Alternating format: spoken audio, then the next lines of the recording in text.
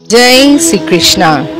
আপনাদের সবাইকে জানাই ডিভাইন এসেন্স চ্যানেলে স্বাগতম।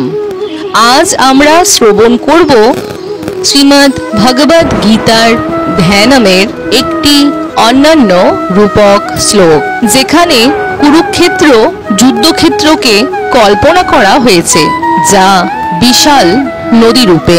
শুনব শ্লোক, বুঝব অর্থ এবং অনুভব করব তার গভীর আধ্যাত্মিক তাৎপর্য। বৃষ্য দ্রোণোত্তটা জয়দ্রথ জলা গান্ধার নীলোৎপলা শল্যগ্রহবতী কৃপেন বহনী কর্ণেন বেলাকুলা। এবারে এক একটা শব্দের অর্থ জানব। ভীষ্ম দ্রোণোত্তটা মানে যার তীরে রয়েছেন ভীষ্ম ও দ্রোণ। জয়দ্রথ জলা মানে যার জল রূপে আছেন জয়দ্রথ।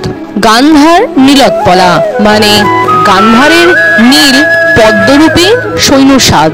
শল্য গ্রহবতী, শল্য এক হাঙরের মতো গ্রাস করেছে। কৃপেন বহনী মানে কৃপাচার্য হলেন সেই স্রোত। কর্ণেন বেলাকুলা মানে কর্ণের তরঙ্গে নদী অশান্ত ও উত্তাল।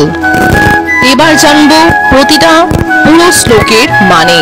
অশ্বত্থামা ও বিকর্ণকে নদীর ভয়ঙ্কর মকর হিসেবে দেখানো হয়েছে, যার যুদ্ধের মারাত্মক বিপদে প্রতীক।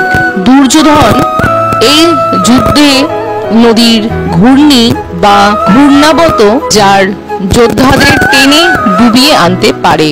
এইসব বিপদ থাকা সত্ত্বেও পাণ্ডবরা সেই নদীর পার হতে সমর্থন হয়েছেন। তারা সফল হয়েছেন কারণ কৃষ্ণ ছিলেন তাদের নাবিক বা পথ প্রদর্শক। এই রূপক কল্পনায় কৃষ্ণ হলেন সেই দেবদূতপূর্ণ শক্তি, যার দেহের সমুদ্রে পথ দেখিয়েছিলেন। শ্লোকটি বোঝাতে চায় শুধুমাত্র ভক্তি, সাহস ও ঈশ্বরের সহায়তা থাকলে কোনো যুদ্ধ জয় করা সম্ভব। এখানে যুদ্ধক্ষেত্রকে নদী বলে বর্ণনা করে এটিকে আধ্যাত্মিক যাত্রা রূপেও চিত্রিত করা হয়েছে। শত্রুরা প্রাকৃতিক ভয়ঙ্কর উপাদান হিসেবে চিহ্নিত, যা পাণ্ডবদের সামনে বাধা। এই শ্লোকের মাধ্যমে শ্রীকৃষ্ণ গুরুত্ব ও পাণ্ডবদের ধর্মপথে থাকা বোঝানো হয়েছে। মূল বার্তা হলো জীবনের যুদ্ধ নদীর মতো কঠিন, কিন্তু যদি ঈশ্বর তোমার নাবিক হন, তুমি সাফল্য লাভ করবেই। এই ছিল আজকের ডিভাইন এসেন্সে পরিবেশনা শ্রীমদ্ ভগবদ গীতার ধ্যানামের এই রূপাত্মক শ্লোক এবং তার ব্যাখ্যা।